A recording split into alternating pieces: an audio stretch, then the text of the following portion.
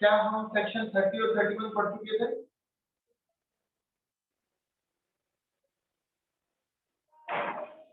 Section 30 और 31 पढ़ चुके थे ना? Yes sir. ओके, तो हमें पढ़ना है बेटा सेक्शन 32। सेक्शन 32 बड़ा ही इंपॉर्टेंट सेक्शन है डेप्रिसिएशन का, पर हर बार आप, जहां तक मैं मानता हूं कि आप क्या करते हैं, आप सिर्फ उतना ही पढ़ते हैं जितना कैलकुलेशन पर्पज के लिए कारगर है। मैं चाहता हूं कि इसमें कुछ बारीकियां हैं वो आप पकड़ें, क्योंकि अगर आपने वो बारीक पॉइंट पकड़ लिए ना तो आप कभी भी जिंदगी में डेप्रिसिएशन भूलोगे नहीं, इनकम टैक्स में जो भी बना। ठीक है, तो आई होप आप उस पर फोकस करेंगे। ध्यान से देखिए, क्या हमने ये कहा कि सर सेक्शन 32 जो है, सेक्शन 32 जो डेप्रिसिएशन की बात करता है, ये सेक्शन कहता है कि सर आपके पास फिक्स एसेट होनी चाहिए, जैसा हमने कल बात की थी। डेप्रिसिएशन लगाने के लिए फिक्स एसेट का होना जरूरी है। इस फिक्स एसेट का इस्तेमाल बिजनेस में होना जरूरी है। सिर्फ फिक्स एसेट होने से कुछ नहीं होता जब तक हम उसको बिजनेस में इस्तेमाल ना करें, राइट। तीसरा पॉइंट हमने कहा कि ओनरशिप रिक्वायर्ड है। ओनरशिप के बिना भी आप डेप्रिसिएशन क्लेम नहीं कर सकते। अगर ओनरशिप है तो भी डेप्रिसिएशन है, अदरवाइज डेप्रिसिएशन का कोई मतलब नहीं है। ठीक है, फिर हमने कहा कि सर अगर ये सारी कंडीशन फुलफिल हो जाती है तो हम डेप्रिसिएशन तो लगाएंगे, और डेप्रिसिएशन दो मेथड होंगे, एसएलएम और डब्ल्यूडीवी, राइट।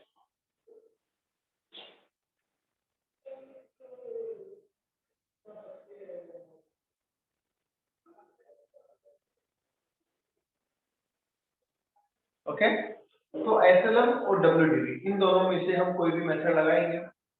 इनकम टैक्स में डब्ल्यूडीवी मेथड को प्रेफर किया गया है। अब यहाँ पे मैं आपको बारीक बातें जो बताऊंगा आप उसको जरूर ध्यान रखेंगे, क्योंकि इंपॉर्टेंट वही है। हर बच्चा पढ़ता सेम ही है, पर किसी के कोई सिर्फ पास होता है, किसी के रैंक होती है। उसका रीजन क्या होता है? उसका रीजन है ये वाला बारीक पॉइंट। हम जब डब्ल्यूडीवी कॉन्सेप्ट लगाते हैं तो यहाँ पे एक कंसेप्ट यूज किया जाता है जिसका नाम है ब्लॉक कॉन्सेप्ट। ठीक है, इनकम टैक्स में ही ब्लॉक कॉन्सेप्ट यूज क्यों करते हैं? आप अकाउंट्स में तो नहीं करते। इनकम टैक्स में ब्लॉक कॉन्सेप्ट इसलिए यूज करते हैं क्योंकि आप अकाउंटेंट काम करता है पूरे साल, ध्यान से सुनना, अकाउंटेंट काम करता है पूरे साल, तो वो पूरे साल डेप्रिसिएशन कैलकुलेट कर सकता है, उसको कोई दिक्कत नहीं है। ठीक है, या अकाउंटिंग सॉफ्टवेयर से वो कर सकता है। और जो ऑडिटर होता है या जो टैक्स प्रोफेशनल होता है वो तो साल में एक दिन काम करता है, वो तो साल में एक बार टैक्स कैलकुलेट करता है।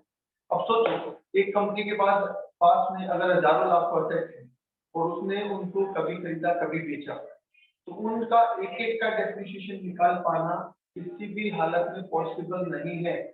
इसलिए उसके ऊपर ब्लॉक कॉन्सेप्ट लगाया गया। ब्लॉक कंसेप्ट में ब्लॉक बनाने के लिए क्या बोला गया? सेम नेचर की एसेट हो और अगर उस एसेट के same rate of depreciation, same rate of depreciation तो उन एसेट का साथ में ब्लॉक बनाया जा सकता है। ठीक है, हमने कहा ओके सर ब्लॉक बनाने में कोई दिक्कत नहीं है। ब्लॉक बनाने के बाद कैलकुलेशन कैसे होगी? तो सबसे पहले तो आप एक स्पेशल पॉइंट ध्यान रखें कि ब्लॉक बनाने के बाद इंडिविजुअल एसेट की कोई आइडेंटिटी नहीं है। ठीक है, ब्लॉक बनाने के बाद जो कुछ है वो सब कुछ ब्लॉक में ही है, इंडिविजुअल कोई पहचान किसी भी एसेट की नहीं। होता क्या है, जब आप कॉन्सेप्ट पढ़ते हैं तब तक तो आपको ये बात याद है, जब क्वेश्चन करने की बारी आती है तो आप वापस इंडिविजुअल एसेट में चले जाते हैं ना चाहते हो। तो कोई भी इंडिविजुअल एसेट पे वापस नहीं जाएगा जब तक आप कैलकुलेशन पूरी ना करें। आपको सर कहते सुनिए एक बात समझिए मेरी ध्यान से। आपने एक नया काम स्टार्ट करने की सोची, ध्यान से सुनना, आपने एक नया काम स्टार्ट करने का सोचा और उतना एक्साइटमेंट कि हाँ करना है फटाफट कर दो जल्दी से, कोई और ना कर ले, इस तरीके के एक्साइटमेंट में आपने फटाफट उसके लिए फर्नीचर परचेज कर डाला, कुछ मशीनें परचेज कर डाली और आपने 4 लाख रुपए की असेट खरीदी, कुछ फर्नीचर कुछ मशीनरी, राइट। बाद में आपको एक बहुत बड़ा ड्रॉबैक मिलता है कि अरे यार तुमने ये तो सोचा ही नहीं, ये काम तो नहीं हो सकता, अगर ये काम करेंगे तो हमें नुकसान हो जाएगा। अब वो 4 लाख रुपए का सामान आपके लिए इसी काम का नहीं है जो आप एक्साइटमेंट में परचेज कर चुके हो। तो बताइए क्या 4 लाख का घाटा खा लिया आपने? क्या आप नुकसान में आ गए? बोलिए, क्या आप नुकसान में आ गए? No sir. बोलिए, क्या आपको लॉस होने लग गया? 4 लाख रुपए डूबने की स्थिति में आ गए?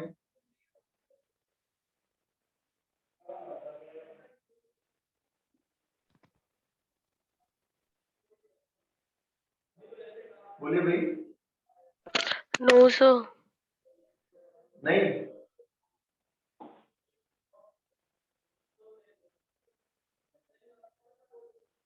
मल्टीप्लाई कर दो बेटा फटाफट।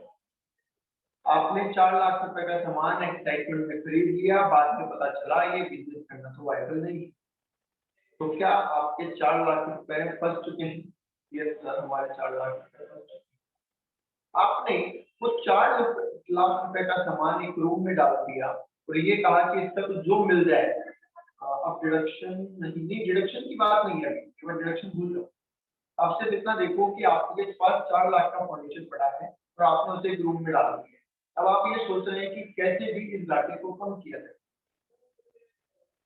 ठीक है, इस घाटे को कैसे भी कम किया जाए। तो जितने में भी बिके इसको बेच दो, जो बचेगा वो हमारा घाटा हो जाएगा, ठीक है।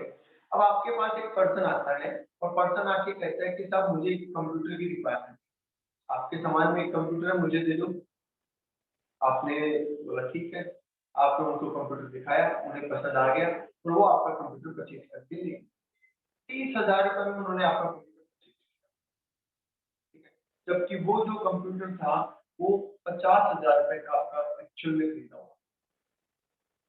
तो मुझे एक बात बताइए, अब आप क्या कहेंगे, आपको 20,000 का घाटा हो गया या फिर आप ये बोलेंगे कि अभी मुझे 3,70,000 रुपए का घाटा हो रहा है?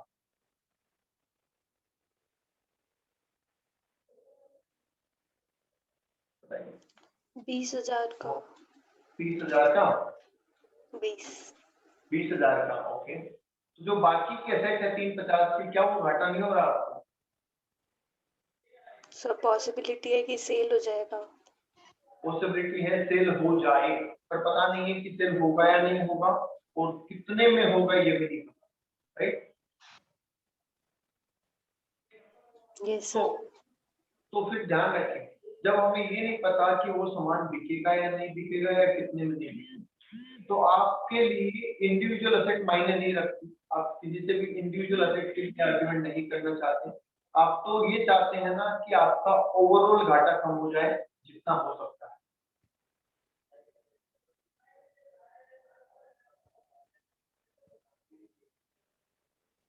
ठीक है, तो आप क्या लेके चलेंगे, आपको कंसेप्ट क्या लेके चलना चाहिए, आप वो सुनिए। आप ये कहोगे कि मेरे 4 लाख का घाटा हो रहा है, जिसमें से मुझे 30,000 की तो वसूली हो गई, अब मुझे 3,70,000 का घाटा हो रहा, क्योंकि जो 3,70,000 रुपए है वो मेरी रिमेनिंग एसेट की कॉस्ट में मान के चल रहा है। हो सकता है ना रिमेनिंग एसेट ज्यादा में बिक जाए, ये भी तो पॉसिबिलिटी है।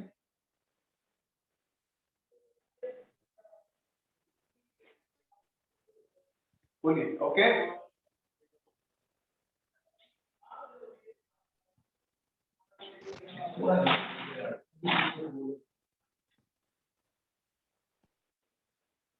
ओके, ठीक है। तो ये हो गया। अब थोड़े दिन बाद कोई और आता है और कहते हैं सर मुझे इसमें से कुछ फर्नीचर चाहिए। वो कुछ फर्नीचर ले जाता, मान लो 50,000 रुपए का ले जाता। तो आप जितनी बार भी वो फर्नीचर लेके जाएगा, ठीक है, जितनी बार भी वो फर्नीचर लेके जाएगा या कोई भी सेट लेके जाएगा, क्या आप हर असेट का कैलकुलेशन करेंगे या आप ओवरऑल कंसेप्ट पे चलेंगे कि पहले 4 लाख था, फिर 3,70,000 है, फिर कोई 50,000 रुपए दे गया हमें, तो अभी 1,20,000 है, तो ओवरऑल पे चलना चाहिए या इंडिविजुअल एसेट चलना चाहिए, ये बताइए। सर ओवरऑल पे। थोड़ा सा तेज बोलो बेटा। सर ओवरऑल पे चलेंगे। और ओवरऑल पे चलेंगे, क्योंकि हमारे लिए तो पूरा ही घाटा है, हमारे लिए पूरा ही वेस्टेज हो चुका है वो। तो सेम चीज यहाँ करते हैं हम ब्लॉक में, ध्यान रखना, हम ओवरऑल चीज पे चलते हैं, हम इंडिविजुअल एसेट वाइज नहीं चलते, ठीक है। या तो ओवरऑल फायदा होगा या ओवरऑल नुकसान होगा, इंडिविजुअल एसेट से हमें कोई मतलब नहीं। Is that clear? आज पंकज कहाँ गया? पंकज का जवाब नहीं आ रहा।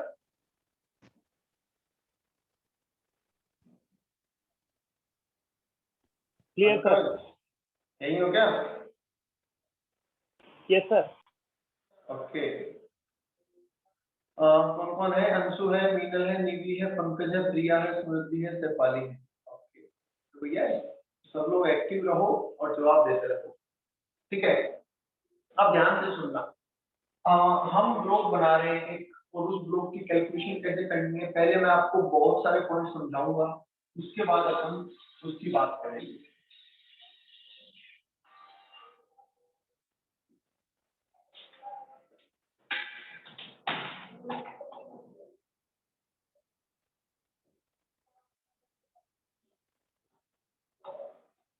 ध्यान से देख लीजिए और समझ लीजिए, कोई भी डाउट आए तो बात में। सबसे पहले मैं लिख रहा हूँ ओपनिंग, क्या हम ये लिखते हैं ओपनिंग डब्ल्यूडीपी? क्या हम सबसे पहले ओपनिंग डब्ल्यूडीपी लिखते हैं बेटा? यस। इसमें हम ऐड करते हैं एडिशन ड्यूरिंग द ईयर। इसमें क्या करते हैं हम? Addition during the year. और इसमें से लेस करते हैं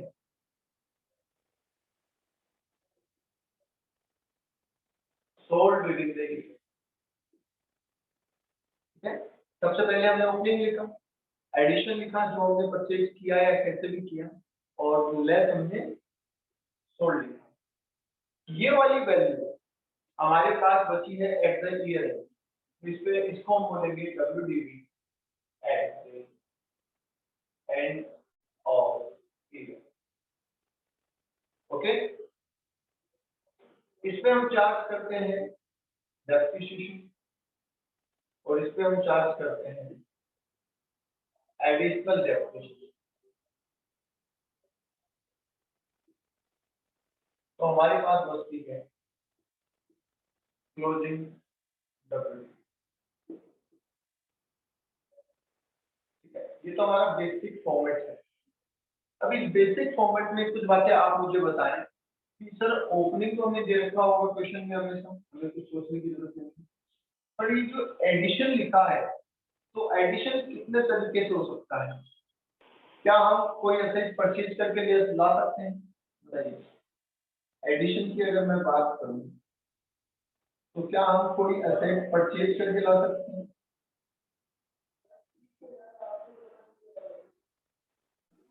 यस सर। और पर्सनल एसेट ला सकते हैं? पर्सनल एसेट को बिजनेस में ला सकते हैं, और साथ ही साथ वो एसेट जो साइंटिफिक रिसर्च में काम आएगी उसको भी बिजनेस में ला सकते हैं। तो क्या हम तीनों एसेट को बिजनेस में ला सकते हैं? पर्सनल एसेट को बिजनेस में लाना, परचेज करके लाना, और साइंटिफिक रिसर्च में काम आई हुई एसेट को बिजनेस में लेके आना, राइट? Yes sir. यस। अब अगर मैं परचेज करके एसेट को बिजनेस में ला रहा हूं तो मेरे क्या क्या खर्चे लगेंगे? क्या मेरी परचेज प्राइस लगेगी? इंस्टॉलेशन लग गया, साइट लग गया, इंस्टॉलेशन लगेगा,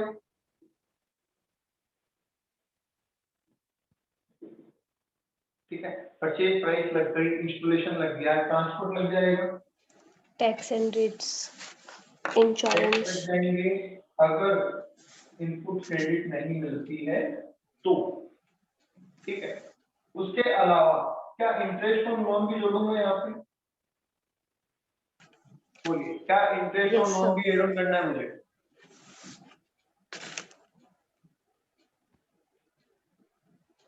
यस, वही इंटरेस्ट ऑन लोन भी मुझे ऐड करना है, और उतना ऐड करना है जितना up Put to to use तक. पुट टू यूज तक का है। ठीक है, फिर एक पॉइंट हम लिखते थे plus minus government, sorry, foreign fluctuation. अगर हमने असेट को फॉरेन करेंसी में परचेज किया है, अगर हमने असेट को फॉरेन करेंसी में परचेज किया है, तो जाहिर सी बात है या तो हमें फॉरेन करेंसी पे प्रॉफिट हो सकता है या हमें फॉरेन करेंसी पे लॉस हो सकता है, राइट? फॉरेन करेंसी पे प्रॉफिट कैसे होगा? आपने आज एक असेट परचेज की $1,00,000 में, ठीक है, क्रेडिट, और जब आप उस असेट का पेमेंट करने जा रहे हैं, डॉलर का पेमेंट करने जा रहे हैं, और उस दिन अगर डॉलर की प्राइस कम हो जाती है, तो ये क्या आपको बेनिफिट हो जाएगा?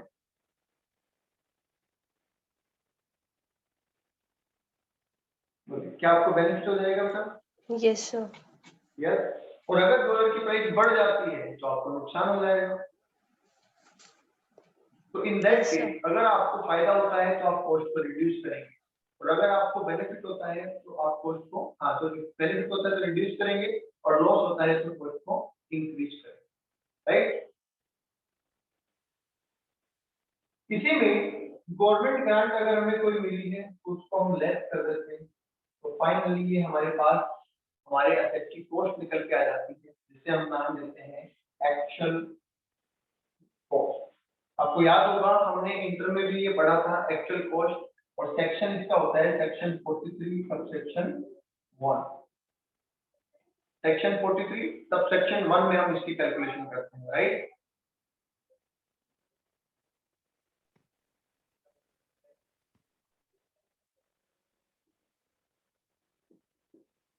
फॉरेन फ्लक्चुएशन का इंपैक्ट कब डालना है, ये एक इंपॉर्टेंट पॉइंट है यहाँ पे। तो आप जहां भी लिख रहे हो वहां पे लिख लेना, फॉरेन फ्लक्चुएशन का इंपैक्ट होता है पेमेंट। आपने अकाउंट्स में पढ़ा है कि सर रिपोर्टिंग के डेट पे जो करेंसी की रेट होती है, 31 मार्च को जो रेट होती है उसके हिसाब से हम फॉरेन फ्लक्चुएशन कैलकुलेट करते हैं। AS 11 में आपने पढ़ा होगा, पर यहाँ पे ऐसा नहीं है। इनकम टैक्स में जिस दिन पेमेंट होगा उस दिन हम उसको कंसीडर करेंगे, उससे पहले या उसके बाद में कोई कंसीडर नहीं करेंगे। ओके,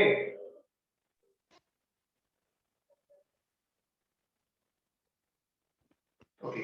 एक सवाल मेरा मीनल से, एक छोटा सा सवाल मीनल से। मीनल, हमने एक असेट को परचेज किया लोन लेके, ठीक है, और उस असेट को जब हमने पुट टू यूज किया तब तक का लोन का इंटरेस्ट हमने उस असेट के अंदर कैपिटलाइज कर दिया। तो बात समझ में आ गई? और असेट को पुट टू यूज करने के बाद भी क्या लोन तो चल रहा है हमारा?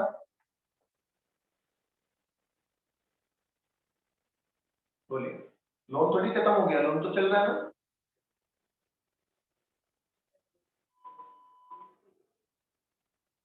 यस।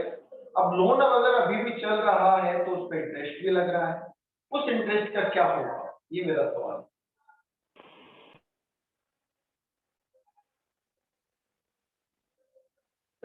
इंटरेस्ट ऐड नहीं होगा, मान लिया मैंने आपकी बात कि उसका इंटरेस्ट कॉस्ट में ऐड नहीं होगा, ये बात मुझे समझ में आ गई, पर उस इंटरेस्ट का होगा क्या? P&L में दिखा देंगे ना सर, अब रेवेन्यू नेचर का एक्सपेंस हो जाएगा वो, अब वो कैपिटल नेचर का एक्सपेंस नहीं रहा। आवाज धीरे आ रही है बेटा आपकी, थोड़ा सा जोर से बोल दीजिए। सर अब वो रेवेन्यू नेचर का एक्सपेंस हो जाएगा ना सर, अब वो कैपिटल नेचर का नहीं रहेगा क्योंकि एसेट पुट टू यूज हो चुका है, तो वो अब वो P&L में रेवेन्यू ट्रांसफर हो हो गया, जाएगा।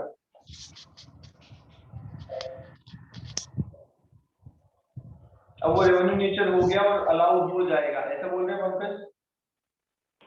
हाँ सर, वो अब P&L में अलाउड हो जाएगा ना सर। बिल्कुल। अब हम उसको as a revenue expenses allow कर देंगे, क्योंकि वो पैसा अब बिजनेस में यूज आने लग गया है, उसकी फंडिंग बिजनेस में हो गई है, तो इसलिए वो अलाउ हो जाएगा। बिल्कुल करेक्ट आंसर।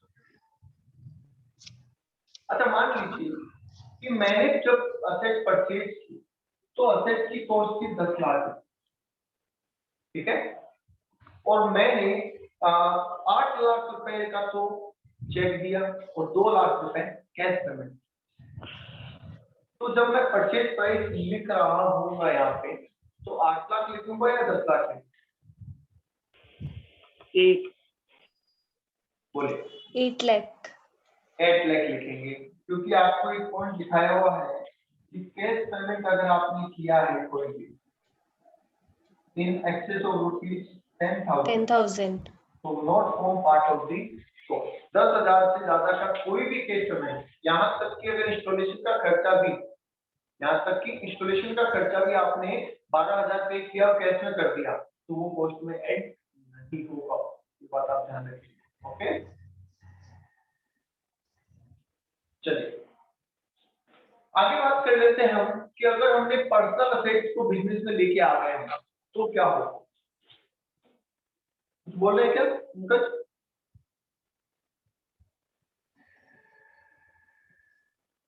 नहीं, चलिए अगर हम पर्सनल असेट को बिजनेस में लेके आ गए तो एक्चुअल कॉस्ट निकालने का जो हमारा सेक्शन है 43(1), उसका एक्सप्लेनेशन नंबर 5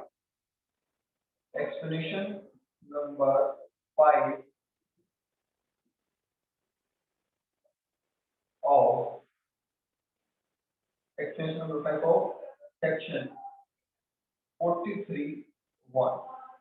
43(1) का सबसे जो एक्सप्लेनेशन 5 है वो क्या कहता है, वो ये कहता है कि अगर आप किसी पर्सनल असेट को बिजनेस में लेके आ रहे हैं तो पहले आप उसकी कैलकुलेशन ऐसे कीजिए, उसकी जितनी भी कॉस्ट आपकी लगी थी minus depreciation as use in business. इस तरीके से डेप्रिसिएशन लगाइए कि अगर वो असेट आज तक बिजनेस में यूज आई होती तो उस पर कितना डेप्रिसिएशन लग चुका होगा। ठीक है, और जो भी वैल्यू निकल के आती है वो वैल्यू ले लीजिए और उस वैल्यू पे उस असेट को यहाँ पे लेके डाल दीजिए। ओके सर, इस एसेट पे इंडेक्सेशन भी करेंगे ना सर? इंडेक्सेशन नहीं, इंडेक्सेशन की कहां से बात आ गई? Indexation is use for capital gain. हम तो उसकी आज की वैल्यू निकाल रहे हैं। अगर मैंने 4 साल पहले कोई बिल्डिंग पर्सनल परचेज की और आज अगर मैं उसे बिजनेस में लेके आ रहा हूँ, राइट, ब्रॉड टू बिजनेस, तो मैं उसकी आज की वैल्यू निकालूंगा ताकि मैं उसको डेप्रिशिएट कर सकूं। बस हाँ, आप तो सर कहां आज से की वैल्यू बताएं? जिससे पहले परचेज करी मैंने, तो आज की वैल्यू तो इंडेक्सेशन से निकलेगी ना सर?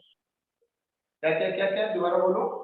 सर, एसेट मैंने 10-15 साल पहले परचेज कर लिया, तो आज की वैल्यू निकालने के लिए तो इंडेक्सेशन ही करना पड़ेगा ना मुझे? हाँ, अभी मैं तो आज की वैल्यू लूंगा, बिल्कुल डेफिनेटली मैं आज की वैल्यू लूंगा। तभी तो मैं क्या कर रहा हूँ कि मैं डेप्रिसिएशन लगा रहा हूँ उस पे कि अगर आज तक वो बिजनेस में यूज आई होती तो उस पे कितना डेप्रिसिएशन लग चुका होता और कितना अब बचा होता, तो उसी कॉस्ट पे मैं उसको अपने ब्लॉक में ऐड कर दूँ। तो फिर ठीक है, इंडेक्सेशन की बात कहाँ से आएगी? ठीक है सर। है ना, इंडेक्सेशन का कोई मतलब नहीं है। अच्छा, ये जो कंसेप्ट लगाया है इन्होंने इन्होंने कहा कि ये कंसेप्ट सिर्फ बिल्डिंग पे है। ये कंसेप्ट किस पे है? सिर्फ बिल्डिंग पे। तो सर इसका मतलब क्या हुआ? इसका मतलब ये हुआ कि अगर आपके पास 4 साल पुरानी बिल्डिंग है और आप उसे बिजनेस में लाते हैं तब तो आप ये प्रोसेस अपनाएंगे, ठीक है। और अगर आपके पास 4 साल पुरानी कार है और उसे आप बिजनेस में लेके आते हैं तो आप ये प्रोसेस नहीं लगाएंगे, आप एक्चुअल कॉस्ट पे ही उसको बिजनेस में लेके आएंगे। बोलिए, आई बात समझ में? Yes sir. ओके, एक बार नोट करो इसको। अच्छा, एक चीज और लिख देता हूँ, चलो ये वाली जो असेट साइंटिफिक रिसर्च में काम में आ जाती है उसको जब हम यहाँ लेके आते हैं तो किस वैल्यू पे लेके आते हैं, तो बता सकते हैं? जो असेट साइंटिफिक रिसर्च में काम आ जाती है और उसको जब हमें यहाँ पे लाना होता है तो हम किस वैल्यू पे लेके आते हैं? तो आंसर इज सर जीरो। इसमें भी 2 केसेस थे ना, एक में तो नील वैल्यू था और एक में एक वैल्यू था। नहीं, इसमें बेटा जीरो ही होता है। नील वैल्यू वाला आपको, आप कहाँ चले गए? आप वहां चले गए जब अपन साइंटिफिक रिसर्च के असेट को बेचते हैं ना, आई थिंक आप उस ट्रीटमेंट पे चले गए। Okay sir. ठीक है भाई, आप एक चीज सोचिए, इनकम टैक्स वालों ने कहा कि जब भी आपको एक्सपेंसेस कर रहे हैं हम उसकी डिडक्शन आपको दें, और वो डिडक्शन एक बार मिलेगी, आप किसी भी सेक्शन में ले रहे हो। तो यहाँ पे इस असेट की छूट हम सेक्शन 35 में 100% ले चुके हैं,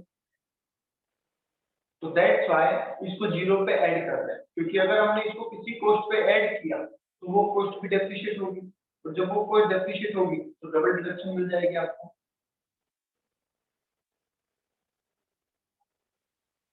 ओके यस सर। चलिए एक बार इसको नोट कर लीजिए, फिर आगे चल रहे हैं।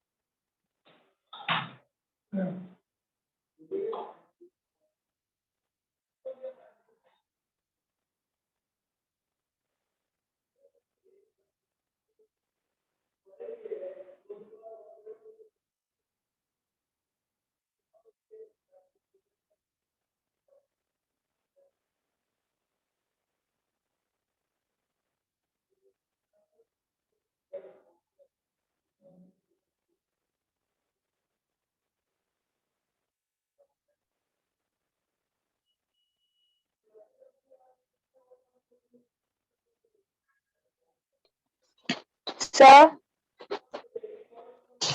सुरेश सर, क्या बोल रहे हो? सर थोड़ा सा नीचे का नहीं दिख रहा। अच्छा नीचे का नहीं दिख रहा, तो भाई देखो, ये लो अब दिख रहा है। हाँ सर।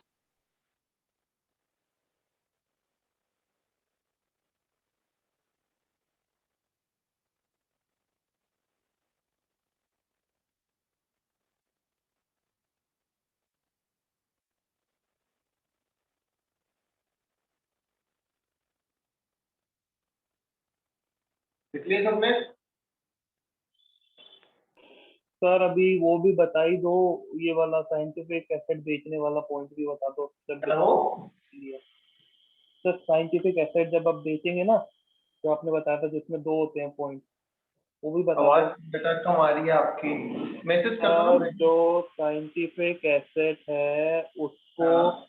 सोल्ड करेंगे तो वो पॉइंट भी अभी बता दो, क्योंकि डिस्कस तो कर ही रहे हैं। तो उस पॉइंट का अभी रिलेवेंस नहीं है ना, समझो आप एक चीज समझो, साइंटिफिक रिसर्च में जो असेट काम में आती है वो असेट या तो बिजनेस में आके, आप समझो दो चीजें, आपको समझाता हूँ इस चीज को थोड़ा सा।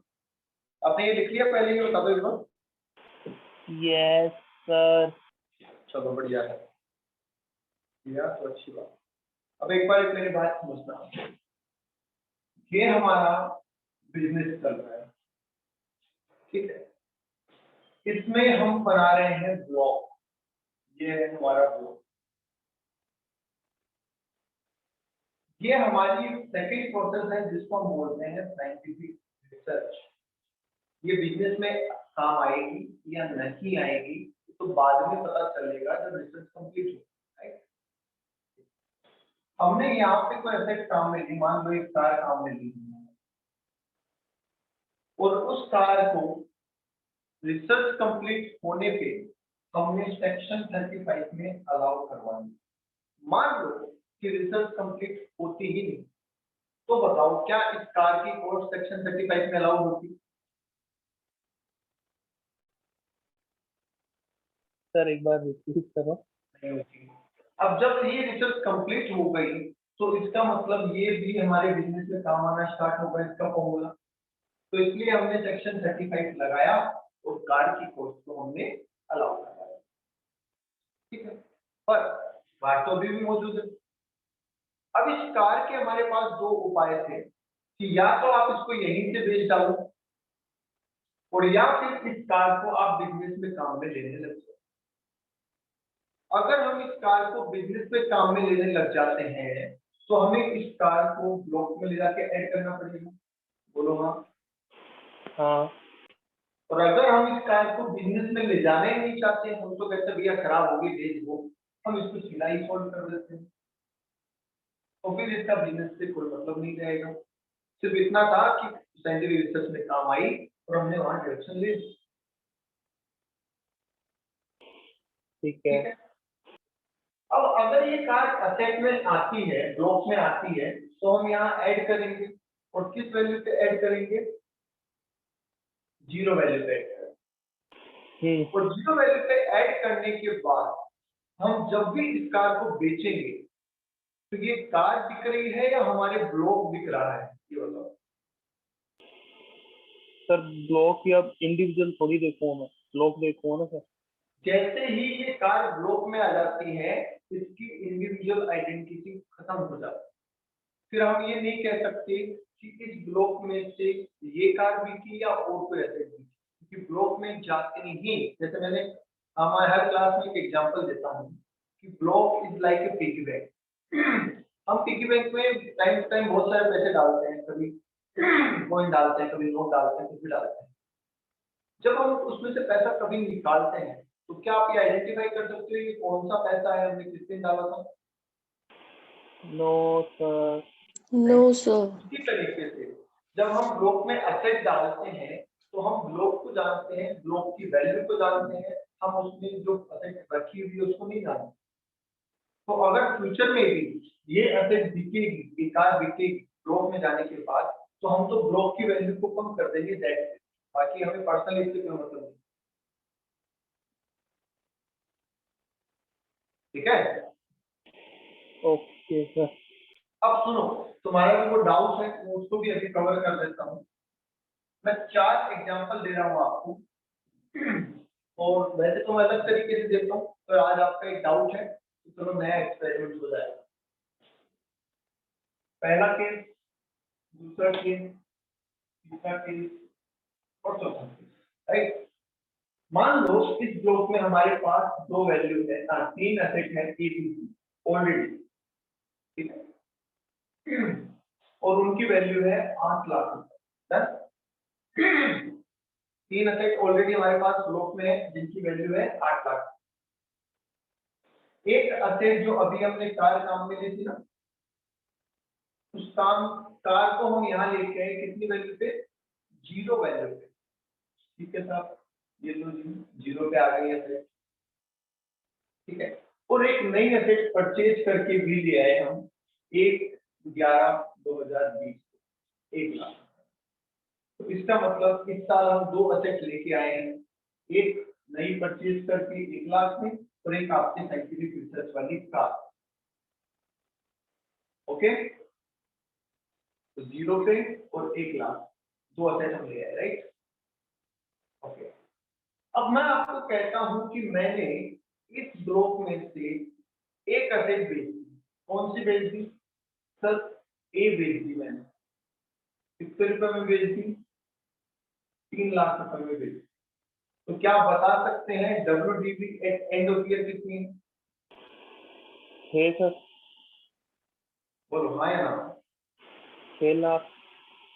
6 लाख। चलिए बिल्कुल ठीक है, 6 लाख रुपए की आपके पास WDV है। ओके, अब मुझे डेप्रिसिएशन इसी वैल्यू पे लगाना होता है वैसे 6 लाख है एंड पे वाली पे। अब 6 लाख पे जब मुझे डेप्रिसिएशन लगाना है तो डेप्रिसिएशन लगाने के लिए हमें बोला गया कि सर या तो हाफ लगेगा या फुल लगेगा, राइट। जो असेट 180 डेज या उससे ज्यादा काम आई है उस पर तो फुल लगेगा, और जो असेट 180 डेज से कम काम आई है उस पर हाफ। ये रूल है। Yes sir. अब ये पता लगाने के लिए कि कौन सी 180 दिन से कम काम आई है और कौन सी ज्यादा काम आई है, उसके लिए क्या हमें ये जानना जरूरी है कि ये 6 लाख रुपए कौन से हैं, इसमें से हैं या नहीं परचेज? सर रिपीट, अभी जो लाइन बोली वो रिपीट करना सर। हेलो। यस, तो क्या आप में से कोई बता सकता है कि ये 6 लाख रुपए कौन से रखे हैं हमारे पास? ओपनिंग वाले 6 लाख हैं या फिर जो नई परचेज की थी वो?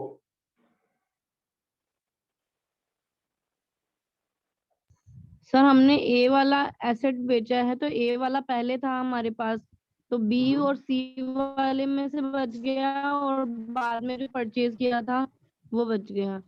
मतलब आपका कहने का मतलब ओपनिंग में से भी बचा है और नए में से भी बचा है। यस और सर। कितना ऐसे तो बताना पड़ेगा ना। सर इसमें ना वो कॉन्सेप्ट लगेगा कि जो पहले आया वही पहले गया, फर्स्ट इन फर्स्ट को। ओके, नेवी का जवाब ठीक है, शेफाली का जवाब भी है। चलो मैं एक काम करता हूँ शेफाली, चेंज कर देता हूँ, मैं इसको कर देता हूँ एनीवन। मैंने लिख दिया anyone asset sold. ABC opening थी, एक हम यहाँ से ले आए, एक हमने डी परचेज कर ली, डी। अब मैंने ये नहीं बताया कौन सी भी करेंगे, ए बी या सी या डी। अब क्या करेंगे आप? सर हम हाफ ईयर का डेप्रिसिएशन ही लगाते हैं फिर शायद। हमेशा आप ये लगाते हैं। तो यूज देखो ना, नहीं सर, यूज कितने केस टाइम हुआ है इससे। एनीवन तो वाला देखो जो केस है ना सर, इसमें आइडिया नहीं होता है ना। आइडिया नहीं है तो क्या हाफ लगा देंगे? सर, लेकिन आपने बोला था ना जो एसेट बिक जाता है शायद उससे ना डेप्रिसिएशन नहीं लगता, तो 3 लाख पे तो वैसे नहीं लगना, और जो 6 लाख वाला है उस पे बस लगा के खत्म कर देंगे हम काम। चलो ठीक है, अब सुनो आप मेरी बात। पहली बात तो बेटा, मैंने आपको एक चीज कही थी कि हम जॉब में जाने के बाद हमें कोई फर्क नहीं पड़ता कि कौन सी असेट कब आई कब। बोला था नहीं बोला था? बोला था सर। इंडिविजुअल असेट की पहचान कुछ भी नहीं होती। इसका मतलब कहने का ये है कि मैं आपको कहूँ ए बिकी, बी बिकी, सी बिकी या एनीवन बिकी, हर सिचुएशन में आपका आंसर सेम होना चाहिए। Okay sir. तभी तो हम कहेंगे कि हमें फर्क नहीं पड़ता इंडिविजुअल असेट से, वरना तो आप इंडिविजुअल कैलकुलेशन कर रहे हैं। अगर मैं ए लिखता हूँ तो आप कहते हैं सर इसमें से बिका और बाकी बात पड़ा है। अगर मैं डी कहता हूँ तो आप कहेंगे ये बिक गया, ओपनिंग रखा है। और मैं चाहता हूँ कि हर सिचुएशन में आपका आंसर सेम ही रहे, तो इसलिए हमें लगाना पड़ेगा इसको जैसा नेवी ने कहा। चाहे क्वेश्चन कुछ भी कहे, हम ये कहेंगे ये 3 लाख किसमें से बिके हैं? फर्स्ट। ओपनिंग में। लाख में से। Yes sir. ठीक है, तो 8 लाख में से 3 लाख बिक गए, बचा कितना? 5 लाख। और ओपनिंग पे फुल लगता है या हाफ लगता है? फुल। ओपनिंग पे फुल लगता है, तो सर इसका मतलब 5 लाख पे तो फुल लगेगा। ठीक है, अब डिसाइड कर लेते हैं बाकी पे। ये 0 है तो इसको डेप्रिसिएशन लगेगा ही नहीं। ये 1 लाख है जो कि पुट टू यूज हुआ है 1 नवंबर को, तो बताइए फुल लगेगा या हाफ? सर हाफ लगेगा इस पे। हाफ लगेगा सर। ठीक है, तो 1 लाख पे हाफ, 5 लाख पे फुल। इस केस में किसी भी को डाउट है तो बोलो पहले।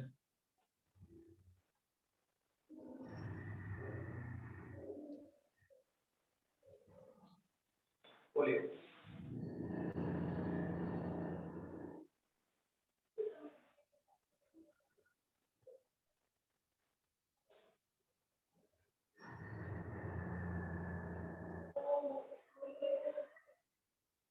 बोलो भाई, इस केस में कोई डाउट है किसी को? ओपनिंग पे हमने फुल लगा दिया और रिमेनिंग पे हाफ लगा दिया।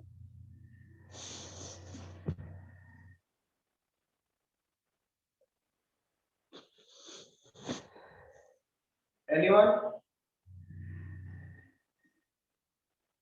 No doubt sir. No doubt. अब देखो ध्यान से समझना, ऐसे मत सोचो। अगर आपके अभी भी माइंड में कंफ्यूजन चल रहा है तो चलने दो, ठीक है, अभी उसको हम सही करते हैं। दूसरा एग्जांपल लेता हूं मैं, ध्यान से सुनो। वही ओपनिंग एबीसी, वही 8 लाख रुपए, नई परचेज वही 1 लाख रुपए की, और सोल्ड कर दिया इस बार एक असेट को 10 लाख रुपए, one asset sold for rupees 10 lakh.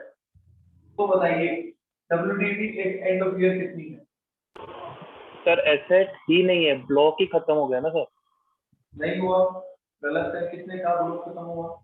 Sir आपने कहा एक ही एसेट बेची है 10 लाख में।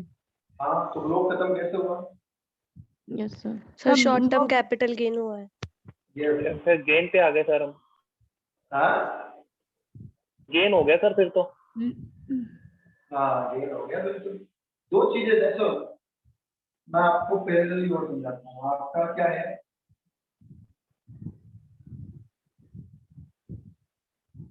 चलो मैं आपको,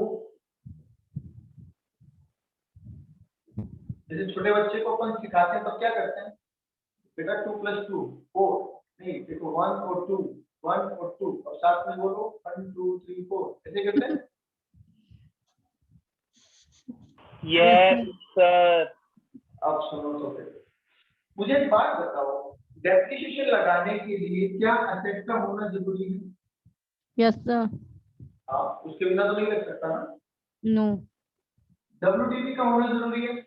यस सर। उसके बिना भी नहीं लग सकता। ठीक है, पहले केस की बात मैं आपसे करूँ, मेरे पास 3 असेट ओपनिंग थी, 2 असेट मैंने नई लेके आया और 1 असेट मैंने बेच दी। तो क्या पहले केस में मेरे पास असेट है क्या? Yes sir. Yes sir. 8 lakh की ओपनिंग थी, 1 लाख की परचेज थी, 3 लाख की सेल थी, तो क्या वैल्यू भी बची है मेरे पास? Yes sir. Yes sir. तो इसलिए हमने डेप्रिसिएशन लगा दिया, क्योंकि तो हमारा पहला केस हो गया। दूसरे केस में आएंगे, 8 लाख की 3 मशीनें थी, हम कुछ नहीं लेके आए और 1 मशीन हमने बेच दी 10 लाख में, तो असेट है क्या हमारे पास? Yes sir. है।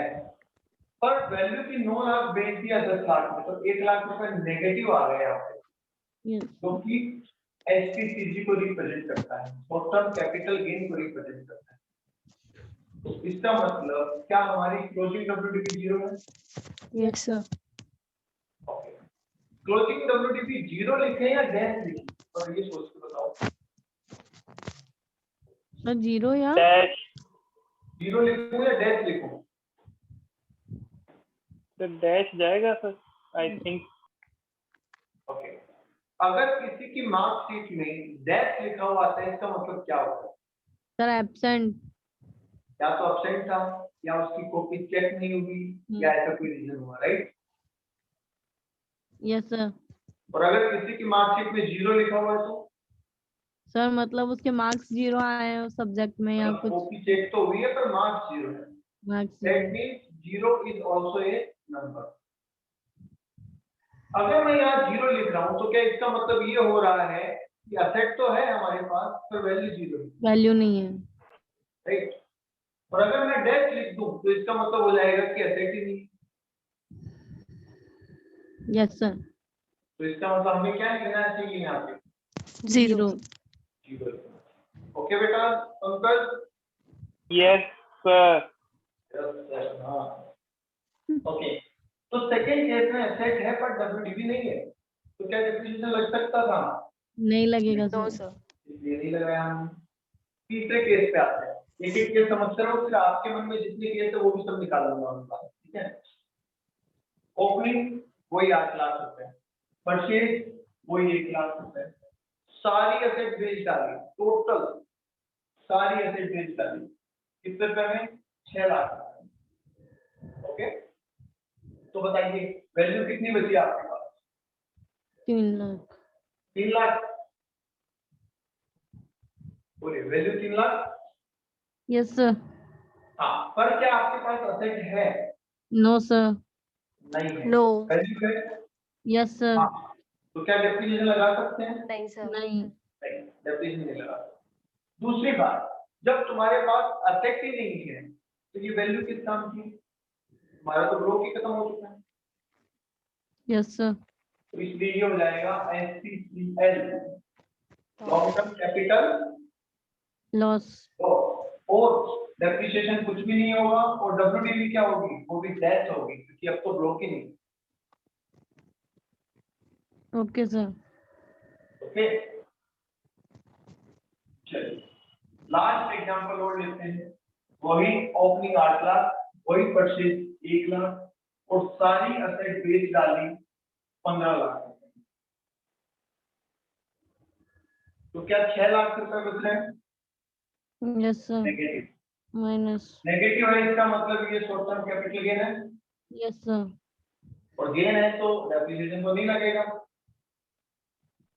मतलब सारी असेट बिक चुकी है तो जो बचा वो भी खत्म हो गया ब्लॉक भी। Yes sir. क्या हमारे पास असेट थी? नहीं थी सर। नहीं। क्या डब्ल्यूडीवी थी? नहीं थी सर। तो डेप्रिसिएशन लगा? नहीं लगा सर। तो इसका मतलब क्या मैं ये कह सकता हूँ कि डेप्रिसिएशन एक ही सिचुएशन में लगता है जब आपके पास कोई ना कोई असेट हो और कोई ना कोई उसकी वैल्यू भी हो।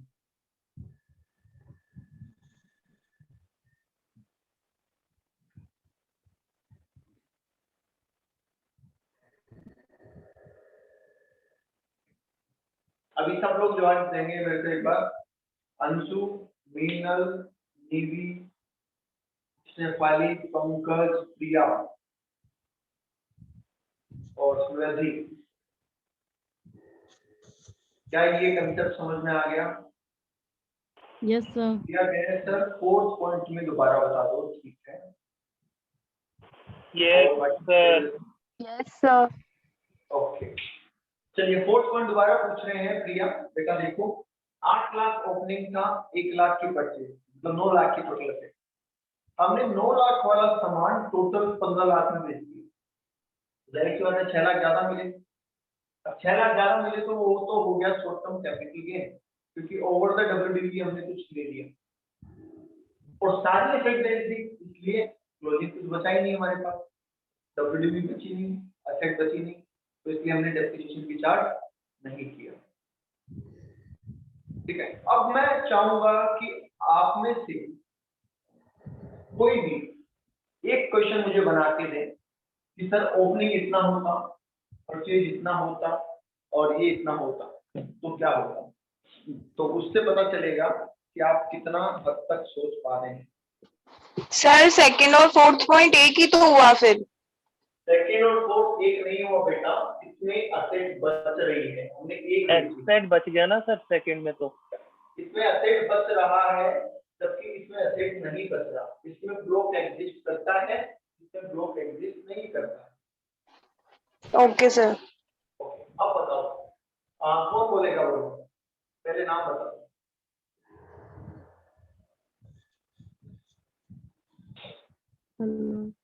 बोलो कौन है आपका? शकुंतला देवी। शकुंतला देवी कौन है आपने से?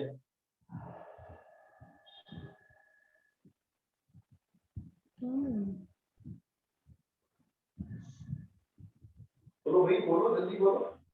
डाउट क्लियर करने का एक ही तरीका होता है, वो होता है कि आपके मन में जो क्वेश्चन चल रहा हो उसको बोर्ड पे डालो, डाउट अपने आप खत्म हो जाएगा। चलो मैं पूछता हूँ फिर। प्रिया पूछेगी, चलो पहले प्रिया बोलो, ओपनिंग असेट कितनी? कोई भी value. Sir 10 lakh. 10 lakh. Purchase कितनी? 2 लाख। 2 लाख। ये परचेज की डेट बोल दो ताकि हाफ और फुल बताने में आसानी रहे। 1 अक्टूबर। 1 अक्टूबर, ठीक है। आगे आ जाएगी सेल कितनी? सर सोल्ड करी 3 लाख में। 3 लाख में सारी या कुछ कम? सर एक असेट। चलिए 1 असेट सोल्ड की 3 लाख। ओके सुनिए, 10 लाख ओपनिंग था, 2 लाख का परचेज था, टोटल सामान हुआ 12 लाख। 12 में से 3 लाख की हमें वसूली हो गई तो हमारे पास सामान बचा कितना? 9 लाख। अब हमें 9 लाख का डेफिनेशन लगाना है क्योंकि ब्लॉक भी है और असेट भी है, मतलब ये पहला केस बन रहा है। ठीक है, तो हम फीफो मेथड लगाएंगे। फीफो लगाएंगे तो हम ये कहेंगे कि सिर्फ 3 लाख जो बीता है ना, ये सिर्फ 10 में से बीता है, तो हमारे पास जो रखा हुआ है वो 7 लाख का ओपनिंग है और 2 लाख का नया परचेज। अब जब ओपनिंग है तो 7 लाख पे तुम क्या लगा दो, फुल लगा दो। और जो नई परचेज है 2 लाख, इस पे डेज काउंट कर लो और डेज के हिसाब से डेप्रिसिएशन लगा दो। अगर 180 डेज से कम है, कम ही आएगा आई थिंक, तो हाफ लगा दो, तो ज्यादा है तो फुल लगा दो। बोलिए क्लियर है? सर सर फुल Yes, लगेगा sir. ना डेप्रिसिएशन 2 लाख पे भी? नहीं देखो, आप डेट काउंट करो, आई थिंक 3 अक्टूबर चेक कर लेना एक बार। 180 डेज से ज्यादा, हाँ एक मिनट रुको, अप्रैल मई जून जुलाई अगस्त सितंबर 180 तो यह करने चाहिए है। 1 अक्टूबर लिखा है ना आपने, तो एक बार डेज काउंट कर लो। सर हो गए ना sir? Sir more than 180 days होंगे। 180 हो गया ना, तो फुल लगा दो, ठीक है। मोर देन 180 हो गया तो फुल लगा दो। आप डेज देख लो, डेज के हिसाब से लगाना है। सर आप अप्रैल मई से क्यों गिन रहे थे? अक्टूबर नवंबर दिसंबर काउंट होगा ना? ये देख रहा था कितना यूज नहीं हुआ। Okay sir. रिवर्स करता हूँ। सर इसमें अगर क्वेश्चन ये बोलता कि एसेट 11 लाख का सोल्ड है, बट क्वेश्चन कुछ नहीं बोलेगा कि कितने एसेट सोल्ड है। 2 लाख है, ये 11 लाख है, ये हाँ, बट क्वेश्चन कुछ नहीं बोल रहा, 1 एसेट 2 एसेट 3 नथिंग, बस वो सोल्ड बता रहा है। तो अब ये तो हाइपोथेटिकल क्वेश्चन हो गया ना। ये तो ये हो गया कि हम तो तुम्हें फेल करके ही रहेंगे, तुम भी कर लो। Sir question will be like asset worth 11 lakh has been sold, no other information is given। तो बेटा मैं वो कह रहा हूँ ना, इनकम्प्लीट क्वेश्चन कभी देता है क्या आपको एग्जामिनर? ये तो आप ये सब बोल रहे हो कि सर एग्जामिनर बोलेगा कि तुमने 5 लाख कमाए, कौन से हेड में कमाई ये नहीं बताएंगे, बताओ कौन से हेड में आएगा। ओके सर, ऐसा क्वेश्चन थोड़ी देगा एग्जामिनर कि तुमने 5 लाख कमाए, बताओ कौन से हेड में आएगा। हम बोलेंगे सर कैसे कमाए, बोले वो नहीं पता, तुम बताओ कौन से हेड में आएगा। चलो सर जो बिगनिंग में एसेट थे, फिर तो एग्जामिनर के आगे ऐसे करना पड़ेगा, सर ले लो। सर जो बिगनिंग में एसेट थे ए बी सी वो सोल्ड कर दिए, तो ऐसा लिखा है, ऐसा बोलो ABC लिखा है, ठीक है। ये बोल रहा हूँ ना क्वेश्चन, मैं एक बार क्वेश्चन रिपीट कर देता हूँ ताकि कंफर्म हो जाए। आपके पास 3 एसेट थी ABC, राइट? आपने डी परचेज की और ऐसा लिखा है कि जो एसेट ओपनिंग पड़ी थी वो बेच दी, राइट? Yes sir. तो बस आसान हो गया, फिर क्या दिक्कत है? हमें इनसे मतलब ही नहीं, हमें मतलब से लिखना है कि पार्ट ऑफ ग्रुप बिका है, पूरा ग्रुप नहीं बिका, बस इतना याद।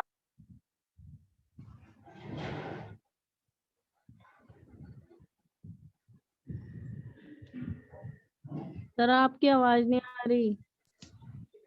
10 लाख की ओपनिंग, 2 लाख की परचेज, 12 लाख, जिसमें से 11 लाख बेच दिए सर, 1 लाख बचते हैं। 1 लाख बचते हैं तो FIFO लगाओ। FIFO लगाया तो हमें पता चला कि 11 लाख में से 10 तो ये बिक गया और 1 लाख इसमें से बिक गया। तो इसका मतलब जो मैंने नई परचेज की है उसमें से मेरे पास 1 लाख पड़ा है। तो इस नई परचेज की डेट बताओ। हाफ ईयरली नहीं, फुल ईयर का लग जाएगा इस पे, 6 महीने से। सर डेट वही 1 अक्टूबर मान लो। ये वाली हाँ फुल लगा तो 1 लाख पे। सर मेरा क्वेश्चन, 1 मिनट में रब कर दो इसको ना, फिर लेता हूं। सर वैसे कायदे से देखा जाए तो सर इंफॉर्मेशन तो ये थी कि अपने पास पुराने एसेट बिक गए, नए एसेट जो 2 लाख का था, अब वही बात होगी सर, मैं इंडिविजुअल पे सोचने लग गया, इसलिए गलती हो जाएगी। वो बेटा देखो मेरी बात समझाओ, इनमें है ना एक्चुअली कैलकुलेशन में इसमें कुछ स्टेप होते हैं, ठीक है। पहला स्टेप होता है आप ये पता करो कि आपके पास रखा क्या है, एसेट बचा क्या है। अगर आपने वो पता कर लिया ना तो क्वेश्चन बिल्कुल आसान है, ठीक है। तो ओपनिंग बोलो किसका क्वेश्चन था, कौन बोला? Sir opening 8 lakh. चलिए लो, ओपनिंग 8 लाख। सर परचेज, मैं ABC लिख नहीं रहा, ठीक है। Okay sir.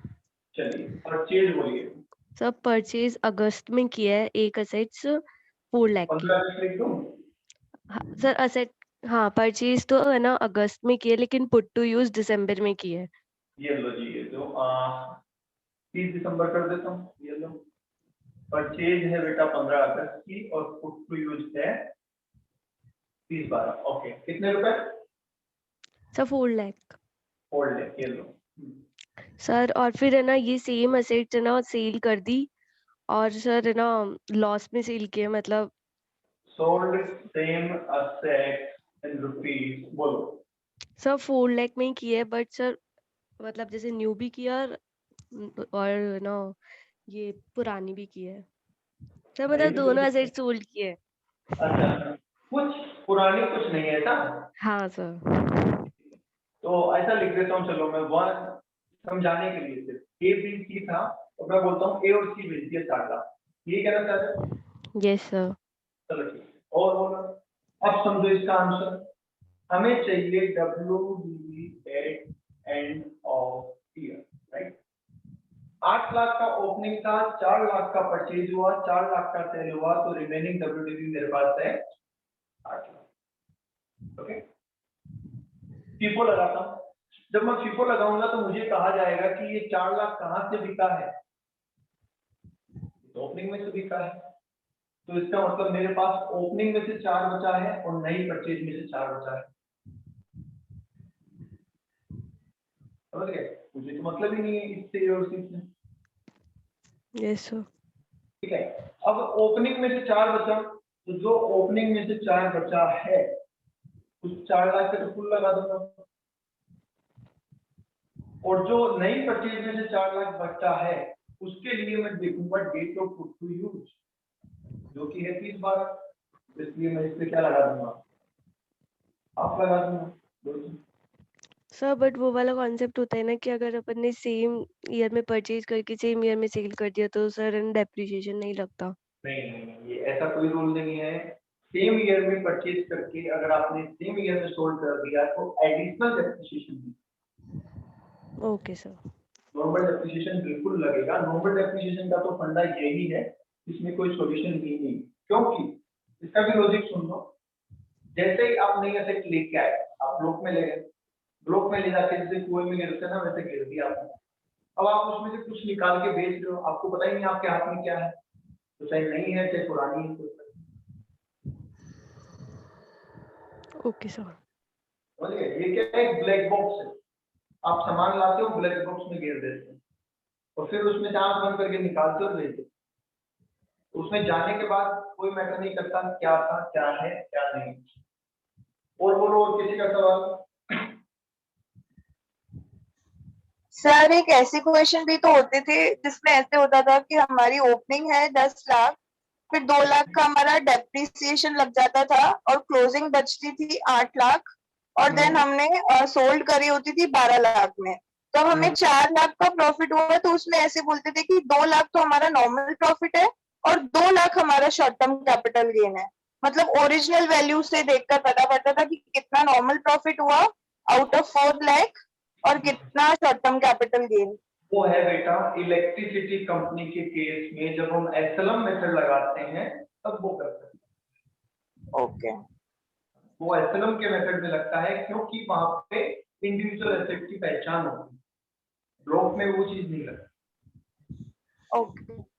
और वो सर ये ब्लॉक कंसेप्ट टैक्सेशन पर्पस के लिए है ना सर?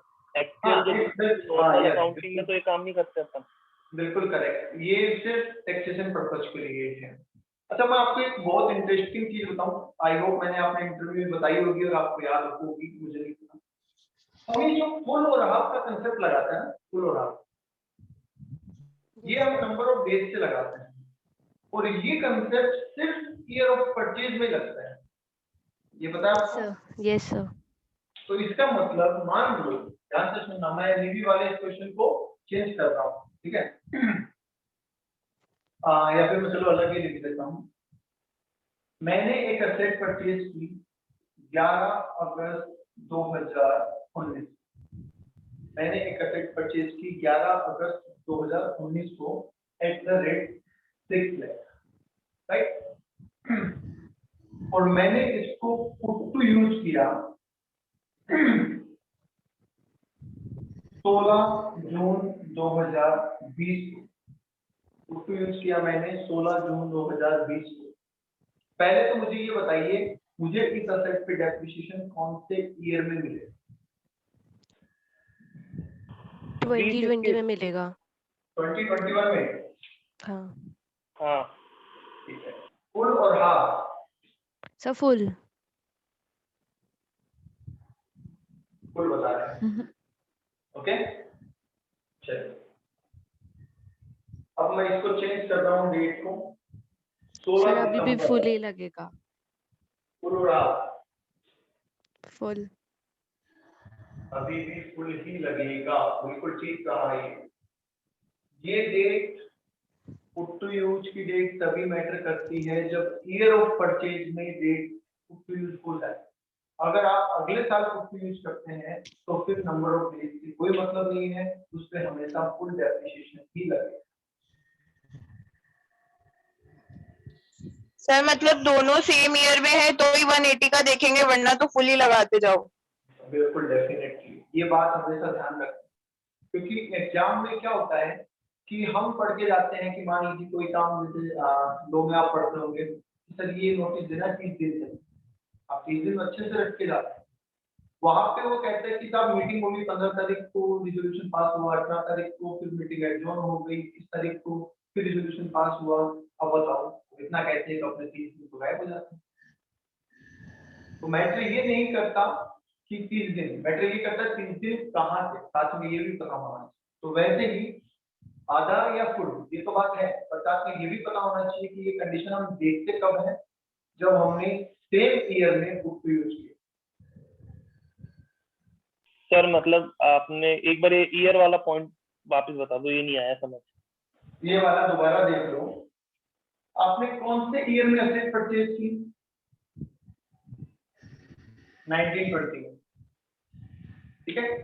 अगर आप इस असेट को 1920 में ही पुट टू यूज कर लेते तब तो हम इसकी डेज काउंट करते और अकॉर्डिंगली फुल या हाफ डेप्रिसिएशन लगाते, राइट?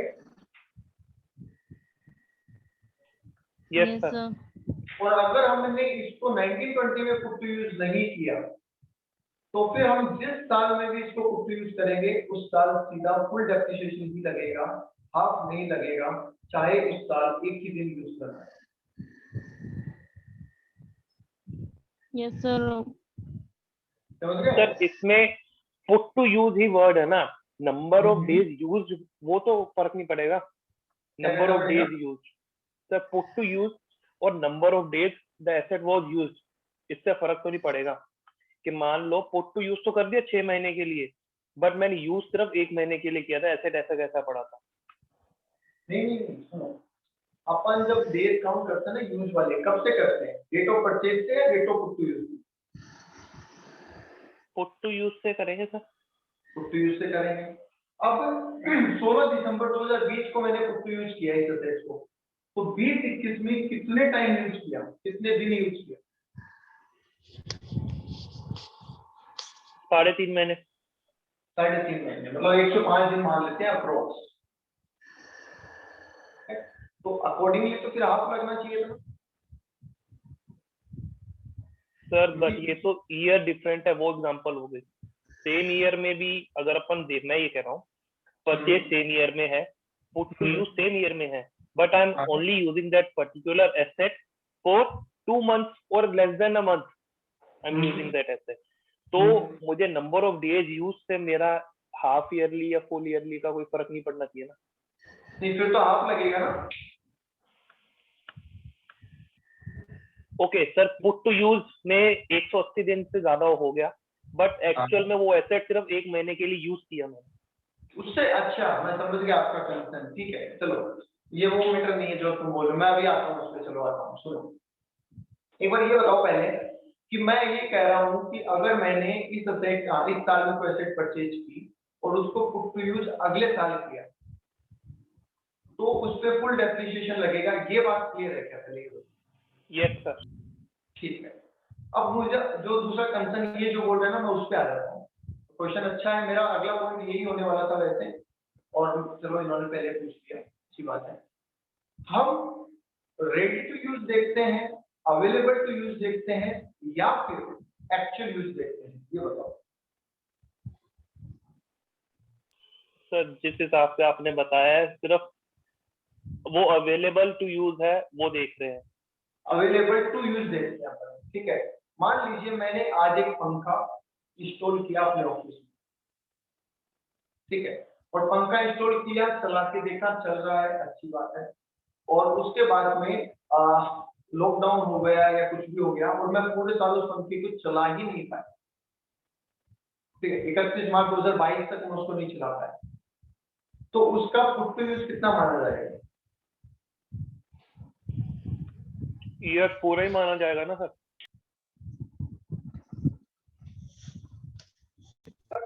सर उसे इंस्टॉल तो कर ही दिया ना। यस, जिस दिन हम एसेट को पहली बार यूज करते हैं वहां से लेके 31 मार्च तक वो यूज ही माना जाता है, एक्चुअली यूज डजंट मैटर। वरना तो हम डेली लिखेंगे कि आज पंखा चला, आज एसी चली, आज फर्नीचर काम में आया, ऐसे तो नहीं कर सकते हम, ठीक है।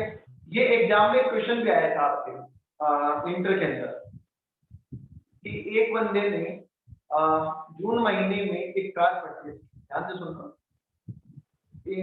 एक बंदे ने जून महीने में एक कार परचेज की दिल्ली में, और दिल्ली में इवन ओड का सिस्टम लगा हुआ, तो जाहिर सी बात है जून के बाद उसकी कार एक दिन चलती एक दिन नहीं चलती, तो उसको डेप्रिसिएशन फुल लगेगा या हाफ? फुल। फुल लगेगा, क्योंकि वो मैटर नहीं करता, ये बात ध्यान रखें, ओके। Yes sir. चलिए, और कोई डाउट किसी का? मजा आ रहा है यार आज तो। टाइम कितना हो गया? मजे में टाइम का पता नहीं चला। चलिए, और कोई डाउट हो इससे रिलेटेड सोचो, मैं कह रहा हूँ जितना सोच सकते हो उतना सोचो, जितनी आपकी कैपेसिटी है उतना सोचो। तो सर इन शॉर्ट में बताओ ना कि अपने को परचेज डेट देखनी है या रेडी टू यूज से पुट टू यूज तक का टाइम पीरियड देखना है? मैं बता देता हूँ बेटा आपको, मैं शॉर्ट में बता रहा हूँ पूरा, इसको कंसेप्ट पे सुन लीजिए। जब हम लोग कंसेप्ट लगाते हैं, ओपनिंग WDB में क्वेश्चन मिल है कि वो एडिशन जो हमने किया है उसको हमें ग्रुप में ऐड करना होगा, ठीक है, पर ऐड तभी करना है जब असेट टू यूज हो जाए। अगर असेट खरीदी हो पुट टू यूज दी हुई तो उसको ग्रुप में ऐड नहीं करना है। उसके बाद अगर हमने कोई एसेट डिस्पोज किए तो उसको लेस कर देंगे, जो अमाउंट बच रहा होगा वो निकाल देंगे। अब बात आती है डेप्रिसिएशन। तो डेप्रिसिएशन लगाने के लिए हम ये कहते हैं कि कोई एसेट 180 दिन या उससे ज्यादा काम आई है फुल और कम आई है तो हाफ। अब काम आने का मतलब क्या? काम आने का मतलब होता है पुट टू यूज। जिस दिन आप उसको पहली बार इस्तेमाल में लेते हैं वहां से उसका यूज स्टार्ट हो जाता है और फिर चलता ही रहेगा, चाहे आप उसको एक्चुअली यूज कर रहे हैं या नहीं कर रहे, ठीक है, क्योंकि वो अवेलेबल टू यूज है। पंखा अवेलेबल है, आप चलाओ ना चलाओ वो आपकी चॉइस। तो पहली बार जब असेट पुट टू यूज आती है उस दिन से आपको काउंटिंग करना स्टार्ट कर देना है और एट द ईयर एंड करते ही रहना। सर मतलब रेडी टू यूज को इग्नोर करो? हाँ, रेडी टू यूज को इग्नोर करो, पर मैं कंप्लीटली नहीं बोलूंगा क्योंकि कई एसेट ऐसी भी होती है जो रेडी टू यूज में ही, मतलब रेडी टू यूज होना ही उनका काम है, ठीक है। जैसे फायर एक्सटिंग्विशर, मुझे एक बात बताओ, आप फायर एक्सटिंग्विशर लगाते हैं अपने ऑर्गेनाइजेशन में तो आपका ये इंतजार करेंगे कि कब ये यूज आए और हम डेप्रिसिएशन क्लेम करें? No sir. नहीं, तो वो लगा हुआ होना ही, मतलब रेडी टू यूज होना ही उसका यूज है। तो वैसे एसेट के केस में हम तब भी डेप्रिसिएशन क्लेम करते हैं जब वो रेडी टू यूज, ठीक है। बाकी चीजों के अंदर पहला यूज देखना है, एक दिन जब भी यूज हुआ तब से कैलकुलेशन स्टार्ट हो जाएगी, ठीक है। अब मैं आपको एक चीज, इसका एक छोटा सा एग्जांपल दे दूंगा, समझ लिया आपके डाउट क्या है। हम एक पंखा लेके आए, सीलिंग फैन। सीलिंग फैन जब आप लाते हैं तो मोटर अलग आती है और जो उसकी पंखुड़ियां होती है वो अलग आती है, राइट? Yes sir. आपने वो डब्बा लाके ऑफिस में रखा, अभी वो ना तो रेडी टू यूज है और ना अवेलेबल टू यूज, आप उसको अवेलेबल टू यूज भी नहीं कर सकते फिलहाल, ठीक है। जैसे ही आप उसको फिट करके और इंस्टॉल करेंगे, now that is ready to use और अवेलेबल टू यूज, तो आप इंस्टॉल करते ही उसका डेट काउंट करना स्टार्ट करें। Yes sir. समझ गए? ये बात आपको ध्यान। ईयर ऑफ परचेज में ही डेज का सिस्टम है, ईयर ऑफ परचेज के बाद डेज का कोई सिस्टम नहीं है, उसके बाद में सेम चलता रहेगा, वो तो पूरा ही यूज माना ही जाएगा उसके बाद।